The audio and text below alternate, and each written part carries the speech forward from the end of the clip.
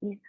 So when we're looking at this particular lab that is trying to clean the resulting words, what we're doing is we're writing a function that takes a list with the different words that might have punctuation in them. And what we want is return a new list with those punctuation characters removed from the word. So what is helpful to do here is to recognize that what we do provide to this function is a string that stores inside of it all of the punctuation characters that we want to remove. And because the string also allows us to index its individual values, and if I do for value in the string, it goes through each individual character that is stored in that string.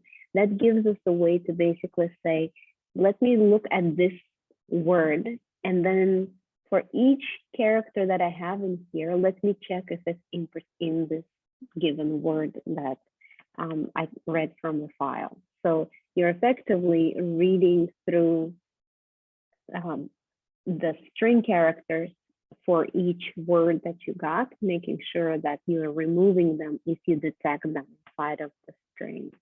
Now, strings are not mutable, so you will effectively be creating a new string, which is why creating a new list with the cleaned out words is a way for you to go here.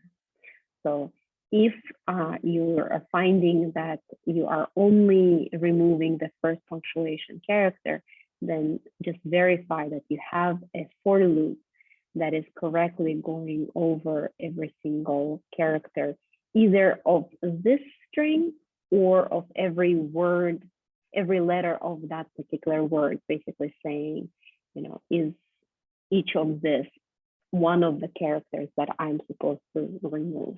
So whichever way you do it, there has to be a loop that is comparing those particular characters.